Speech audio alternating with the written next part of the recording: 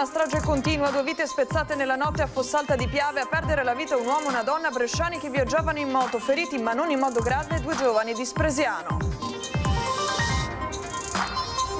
In Feltrina, in A28, altre 2 vittime nelle ultime ore. 76enne milanese muore a Quero nel frontale contro un tir. Turista polacco di 54 anni fuori strada con la moto ad Azzano Decimo. Momenti di paura nel pomeriggio per un incendio a bordo di un'imbarcazione nel litorale di Cavallina, circa 4 miglia dalla costa. Alta colonna di fumo, in salvo i 2 occupanti. Esplosione con incendio in un'officina di Altavilla Vicentina. 2 meccanici sono rimasti ustionati a prendere fuoco probabilmente della benzina. I feriti trasportati al San Bortolo, 1 in terapia intensiva. Nordafricano di 40 anni arrestato per tentato omicidio a Verona. Al culmine di una lite ha aggredito un 47enne romeno con un cavatappi, staccandogli quasi del tutto l'orecchio sinistro.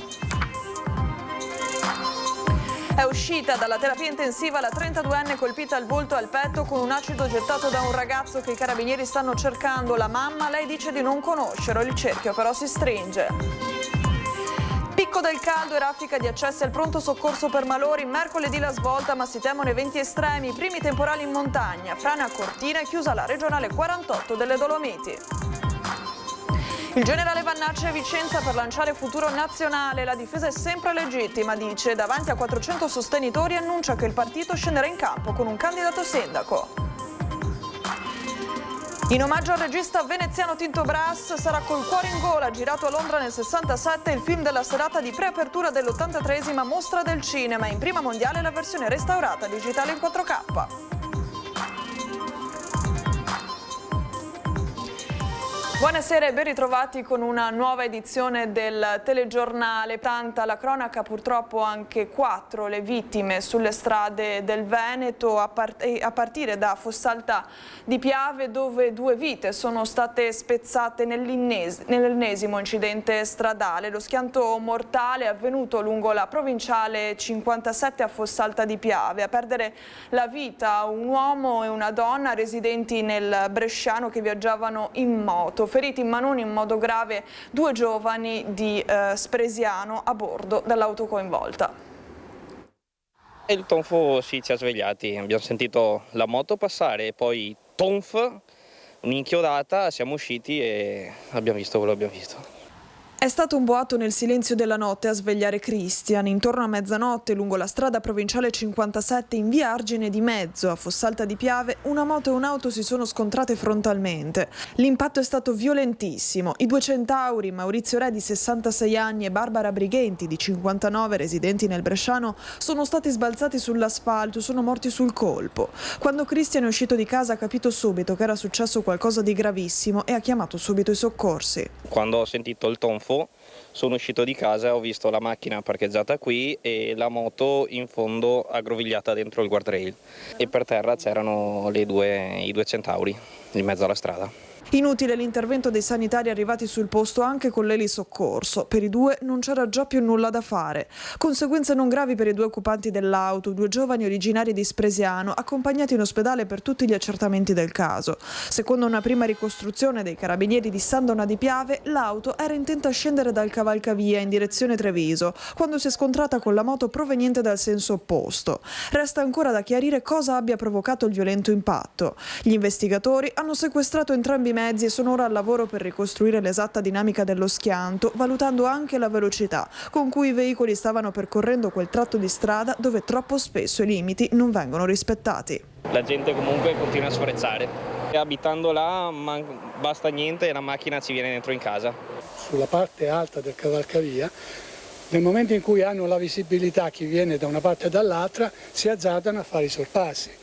Noi che abitiamo qui, tutti quanti noi, nel momento in cui dobbiamo prendere, girare, svoltare, dobbiamo mettere la freccia su, diciamo, la parte alta in modo che tante volte ci sorpassano ugualmente. Quindi è una zona molto pericolosa. Inutile quindi il limite dei 50 km/h imposto dal sindaco su quell'arteria che continua ad essere luogo di violenti incidenti. La scorsa settimana, solo qualche chilometro prima, in un altro incidente stradale, 2 persone rimasero ferite. Per questo l'invito del sindaco alla massima prudenza.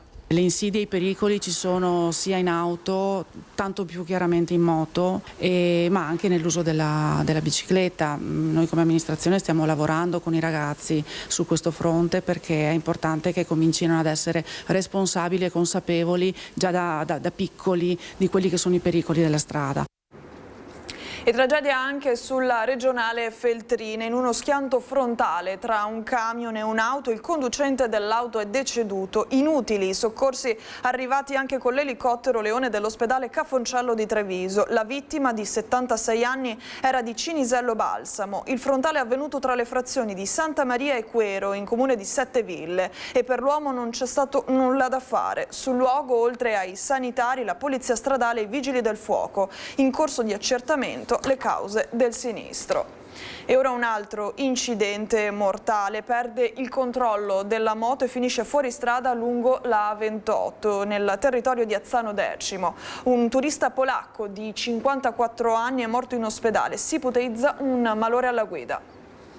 Si schianta con la moto e perde la vita a soli 54 anni. È questo il drammatico bilancio dell'incidente autonomo avvenuto nelle scorse ore sull'autostrada A28. La tragedia si è consumata al chilometro 13 nel tratto compreso tra Cimpello e Azzano Decimo in direzione Conegliano. L'uomo di origine polacca stava viaggiando insieme a un gruppo di connazionali in sella alla sua Harley Davidson quando all'improvviso ha perso il controllo del mezzo finendo fuori strada. I compagni che hanno assistito alla scena hanno lanciato immediatamente l'allarme ai soccorritori. Dei primi rilievi effettuati dagli agenti della polizia stradale non risulterebbero coinvolti altri veicoli nell'incidente. Tra le ipotesi più accreditate c'è infatti quella di un malore improvviso che potrebbe aver colto il Centauro mentre si trovava alla guida. Sul posto sono intervenuti tempestivamente i sanitari del 118, ma a nulla sono valsi i tentativi di salvataggio. L'uomo si è spento all'arrivo all'ospedale di Pordenone a causa delle gravi ferite riportate dal violento impatto. Sul posto era stato assistito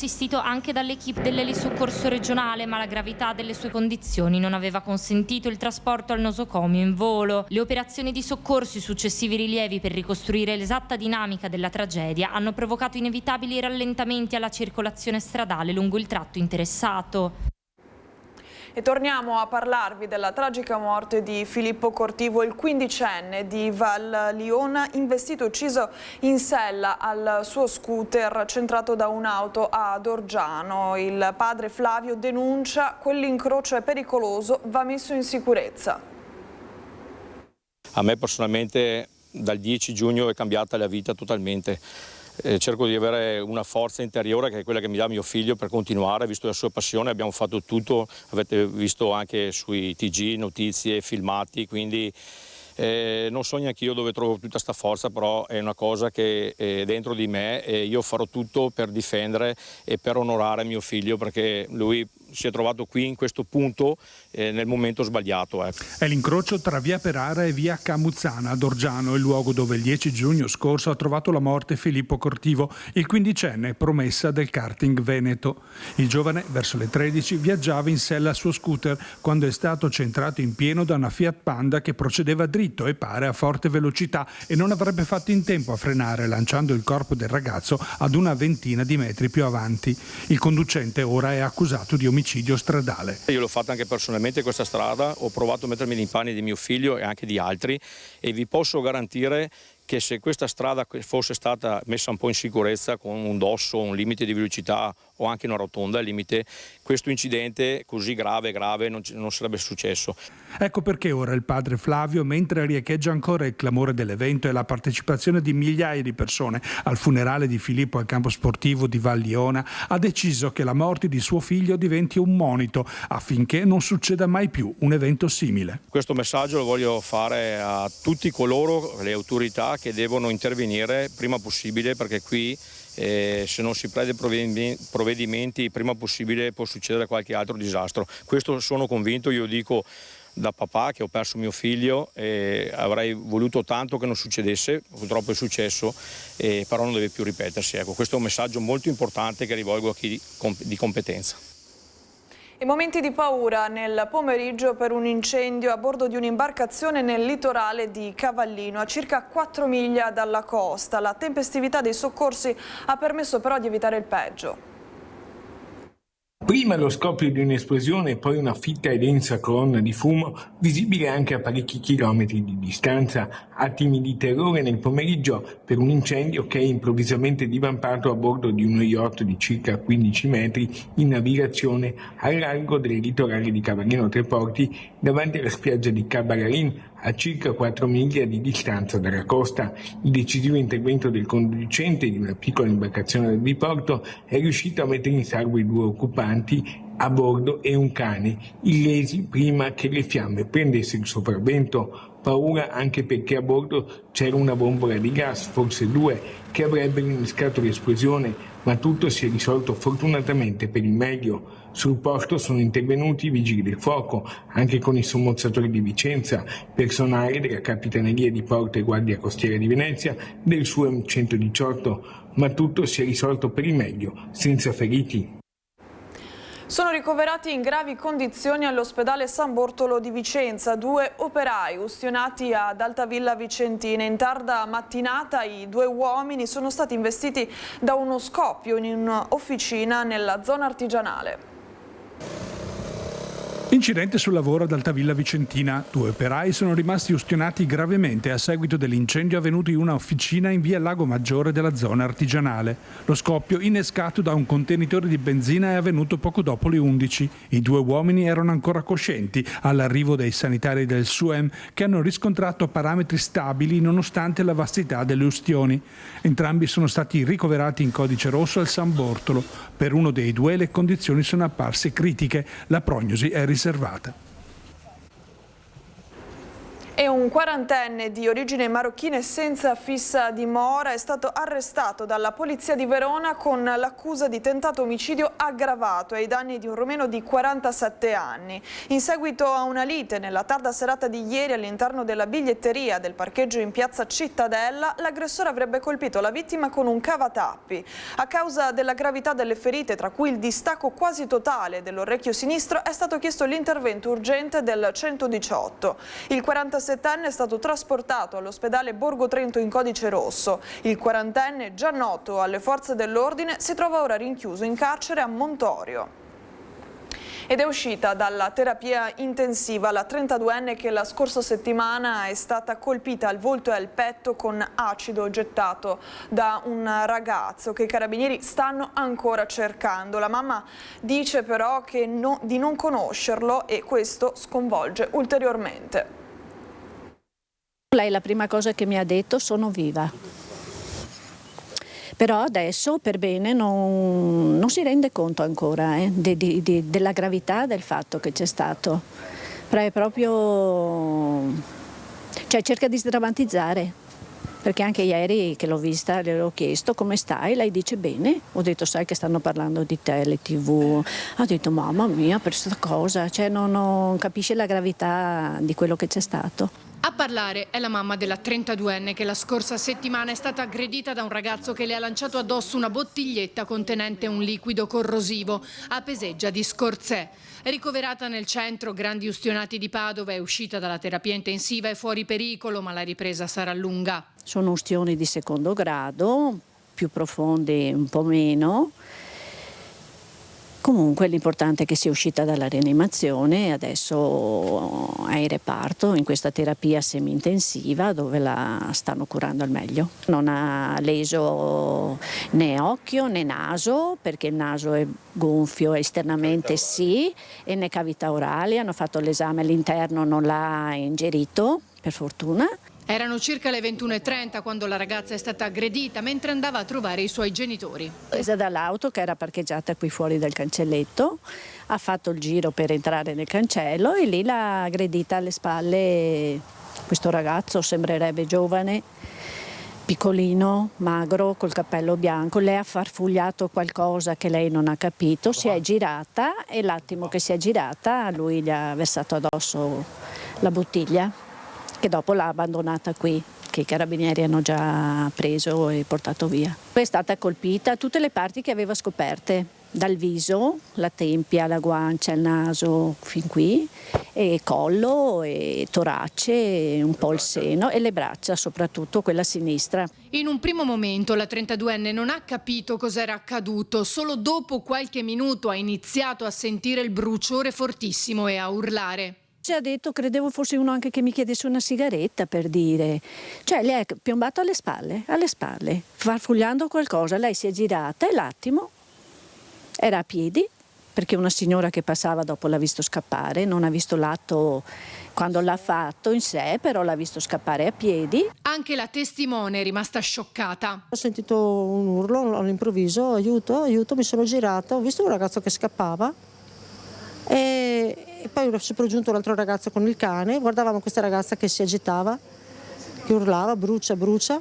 Un gesto che avrebbe potuto avere conseguenze ben più gravi, su cui i carabinieri stanno indagando, ascoltando testimoni, scandagliando i filmati delle videocamere, soprattutto private, ricostruendo i movimenti della giovane che sostiene di non aver riconosciuto quella persona. Ci meravigliamo proprio per questo, perché non era una ragazza da dire scontrosa, che non ci diceva le cose. Lei, se qualcuno le chiedeva qualcosa, lei era sempre disponibile. Questo è una cosa che ci fa ancora più riflettere, perché non capiamo. O finché non sarà preso, se sarà preso, un po' di paura c'è. Il sindaco però, soprattutto in virtù delle indagini in corso, invita alla prudenza, evitando di creare allarmismi. Non ci sono oggi elementi per creare un allarmismo pubblico e occorre avere rispetto per lei, che sta vivendo un momento di grandissima difficoltà, per la famiglia che la sta sostenendo, e poi anche rispetto per le indagini che arriveranno, secondo me, anche a un buon risultato.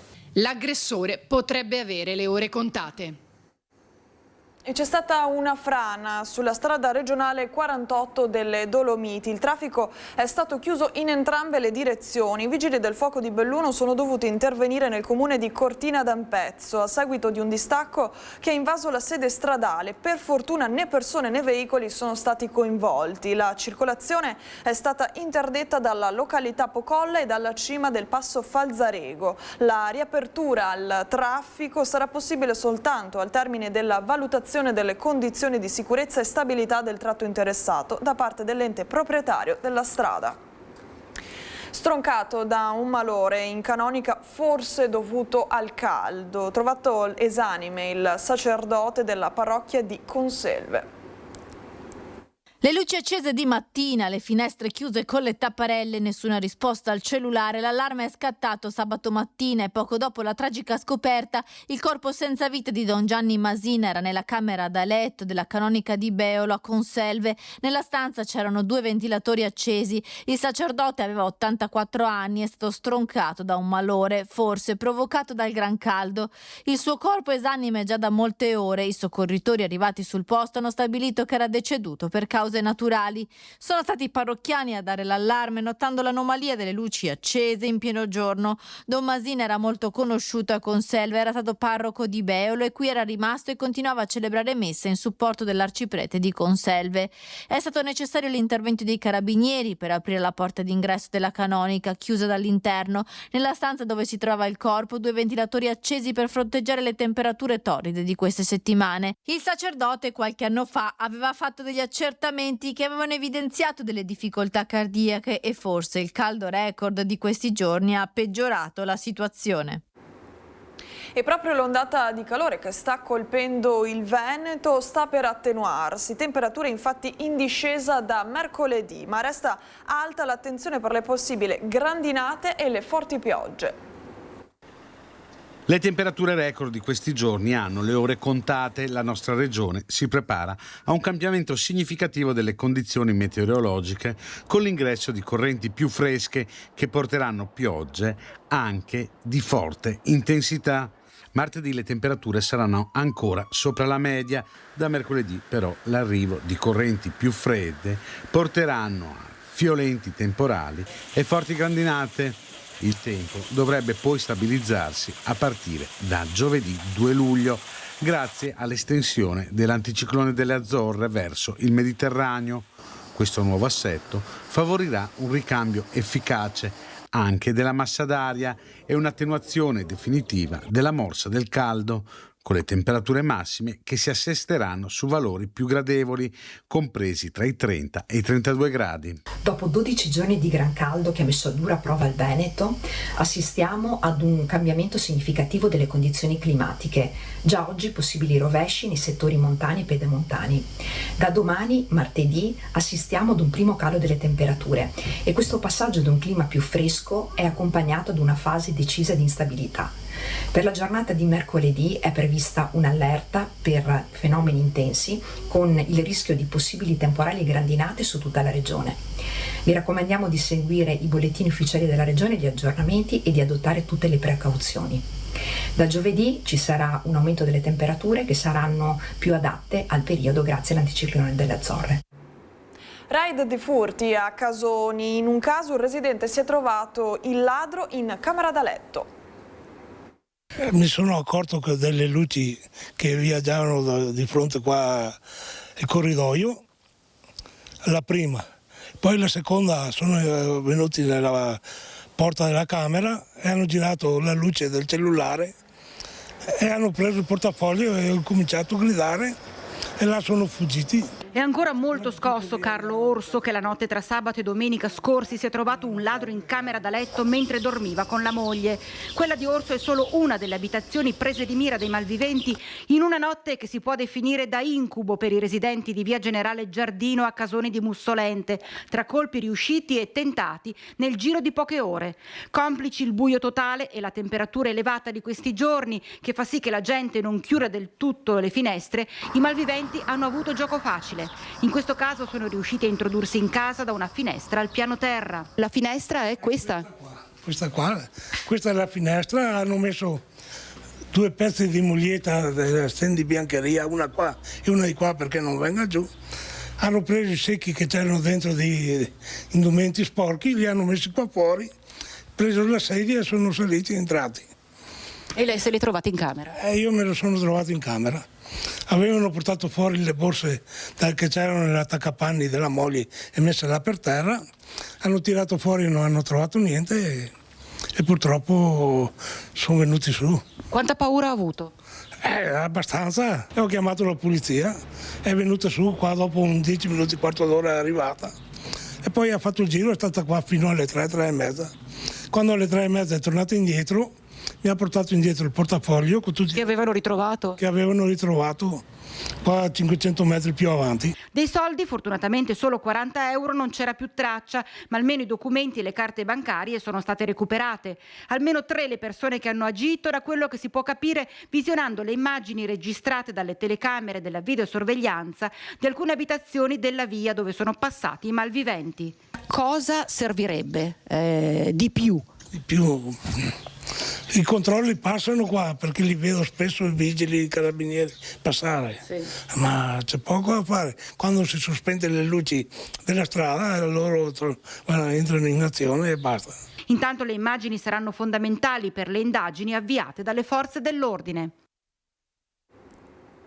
E Roberto Vannacci sceglie Vicenza per lanciare il progetto di futuro nazionale e guarda già alle prossime elezioni amministrative. Davanti a circa 400 sostenitori il generale annuncia l'obiettivo: presentare un candidato sindaco nel 2028.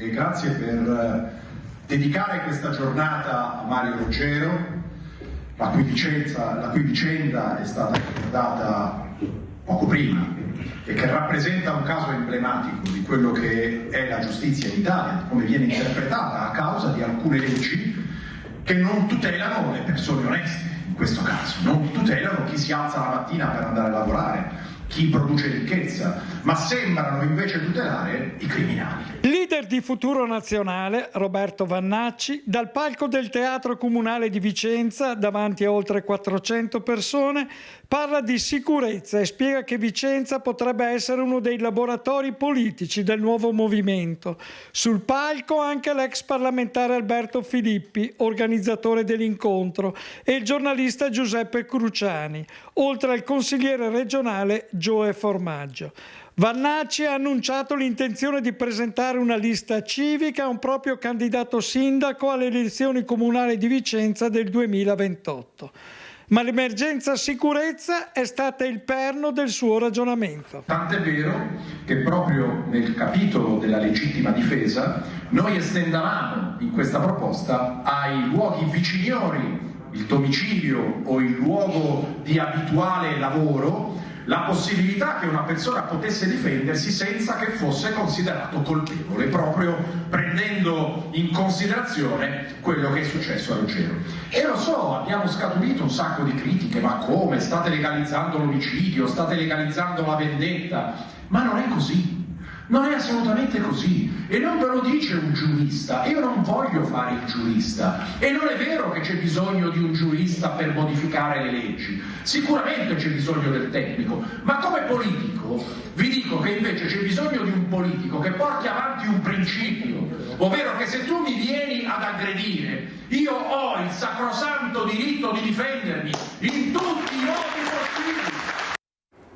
Non c'è pace per Cibiana. Un mese dalle elezioni i consiglieri di maggioranza hanno rassegnato le dimissioni al sindaco Matteo Posa. Salviamo Cibiana, il gruppo che con l'83% di consensi aveva vinto le elezioni di maggio scorso, ha dato quindi forfait.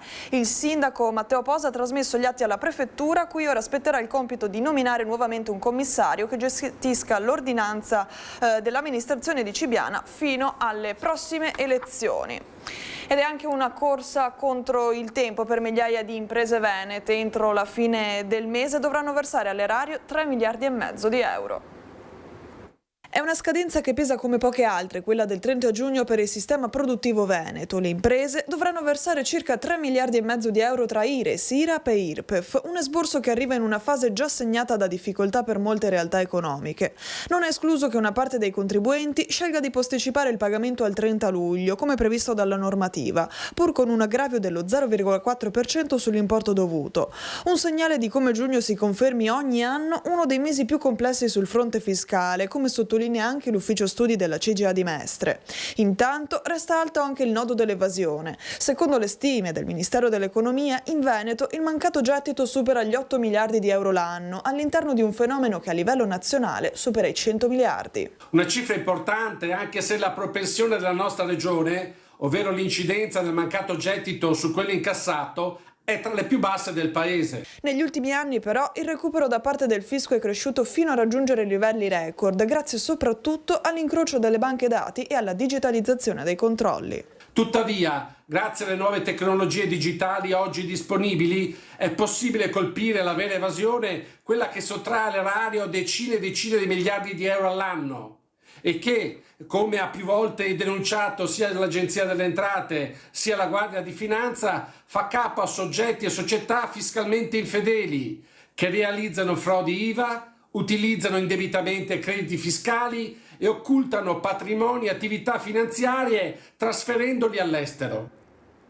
In omaggio al regista veneziano Tinto Brass, 90 genio antinconformista del cinema italiano, sarà Col cuore in gola, il film della serata di preapertura dell'83esima mostra del cinema di Venezia. Sarà presentato in prima mondiale in versione restaurata digitale in 4K. Questa era anche l'ultima notizia di oggi, l'informazione di Antena 3 vi dà appuntamento alla prossima edizione. Grazie per essere stati con noi e buona serata.